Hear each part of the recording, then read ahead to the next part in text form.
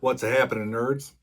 This is John nerding out with cards, and I'm coming out with my fourth installment of Ozzie Smith Weekend. Excited to do this. This has been so much fun for me because, like tonight, I literally flipped through every single page of this binder. And it's one of those things we get caught up into collecting. The next card, the next card. And one of the things that this series has really facilitated is just going through my collection, right? And so one of the things it's like, what would the theme be for tonight? And I thought I would just pick out some just like really cool cards. They're cool cards in my mind because of the themes to them, or maybe what they celebrate as far as like Ozzy teammates and things like that. So without further ado, what I'm going to do is I'm just going to go through these cards and why I think they're really cool. But you got this 1983 Superstar Special from Fleer, the Smith Bros. And this is after Ozzy and Lonnie coming off of a World Series championship, and it talks about that on the back, which I think is awesome. This one, it says Running Reds. I think Running Redbirds would have been more applicable, but it's got Willie on there, it's got Ozzy on there, it's got Lonnie on there. Whitey Ball was known for, the Cardinals just wreaking havoc on the base paths, and so that's why I think that one's really awesome. This 1988 Donruss. How many of y'all expected to watch a video that's going to show late 80s Donruss cards, right? But what's really cool about this one, because Ozzy has another All-Star card, but this one is because he was a top vote getter in the National League. Ozzy was just so great, Same thing for 89. Top vote getter in the National League. And those late 80s Donruss sets, it was like 88, 89, 90, were just awesome as far as like volume from Ozzie Smith collection. I've showed this one before, but you get the 88 Fleer, Ozzy and Ryan Sandberg, Masters of the Double Play.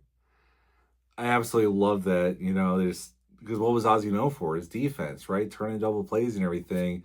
And it's a multiplayer card on top of that, so I think that's really cool.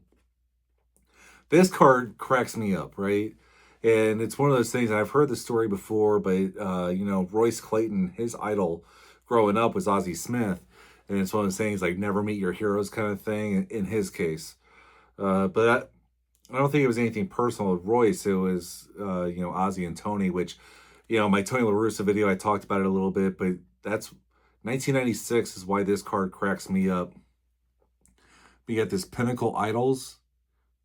And at that time, Royce Clayton was a super young player, not even on the Cardinals' radar, with Ozzy right there.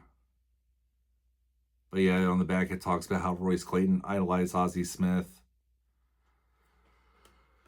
Yeah.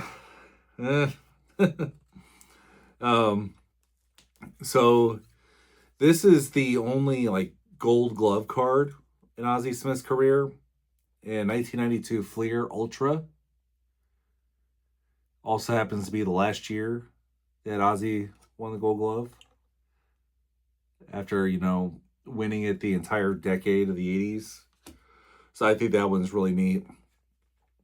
This one is just awesome because, the Wizard, he's there turning a double play. It's got his nickname there on the top of the card. Love it. And then, these card manufacturers, they try to predict the future sometimes. But you got this 1993 Leaf heading for the Hall, which we undoubtedly know that Ozzie Smith is a Major League Baseball Hall of Famer. First ballot Hall of Famer. So that's a really cool card. And most of these, they're super, super cheap cards. Like you can find them for less than a dollar maybe, But, 1993 Pinnacle Cooperstown card. So in the same vein as the last one. But this one's significant. And you'll see why with the next card. So Pinnacle introduced us all to my favorite innovation of the 90s, and that's Dufex. And they did a Dufex copy of this card. It's the first Dufex series that was produced. And yeah, there's going to be glare. It is what it is. But there's only 1,000 of these made. They were sent to dealers, not in packs.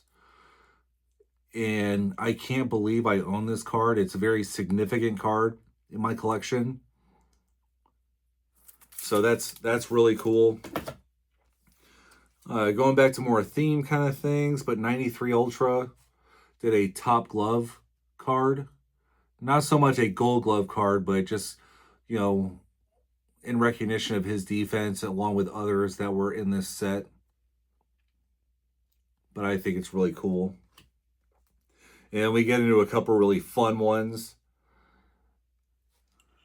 Top or Ultra Upper Deck.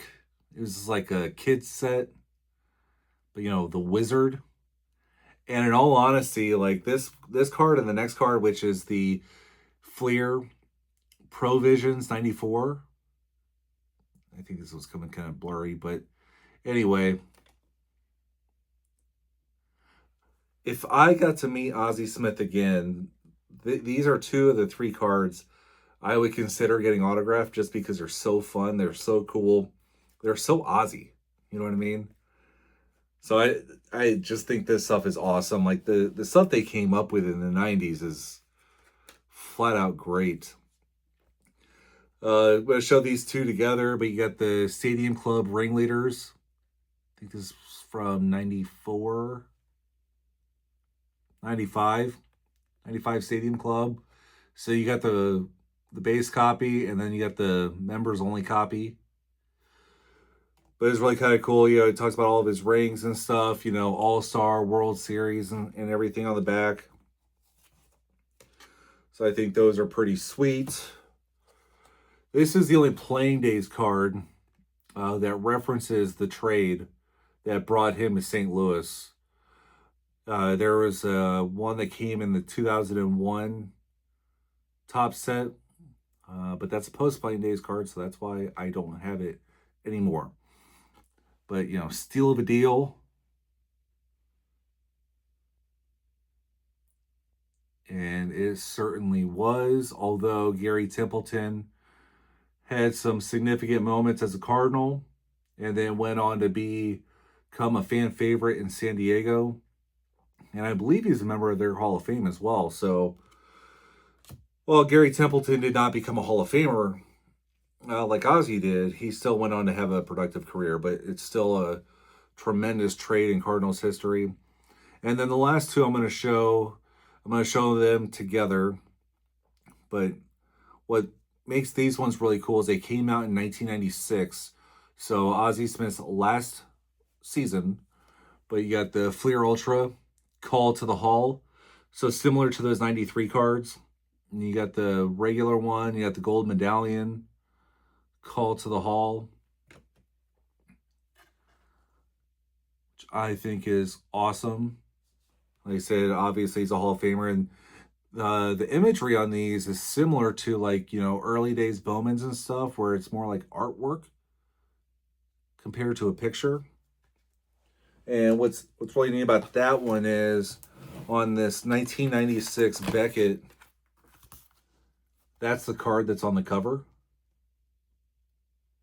So I think that's really cool. But it's didn't really feel like doing what Ozzie Smith cards I picked up this year within this one. It was just more like cards that I just have a lot of fun with, that I think are really cool theme. Obviously, value really has nothing to do with these cards. This is the only valuable one that's within the bunch that I showed y'all. But aside from that, I have some cards that have come in. I'll show those on another video. I got a card show tomorrow. I'm really, really looking forward to that. Getting to see Joe, Jerry, maybe um, Doug Card Collector, and hopefully a couple other guys from the sounds of it on the little chat thingy. But that's going to be a lot of fun. Don't really have any hopes or whatever for pickups and everything, but going back to the Ozzie Smith part of this, like I said, this series, this is the fourth week of it, and getting to go through my binder pretty much once a week at a minimum has been so much fun. I hope you all get a chance to do that with your various collection scopes and whatnot, because of how you all collect. It's so much fun getting to appreciate your cards to go along with the pickups. Those are always fun, but getting to appreciate the cards is great. So you can see how I was nerding out this week with my Ozzie Smith cards, and you nerd your own way.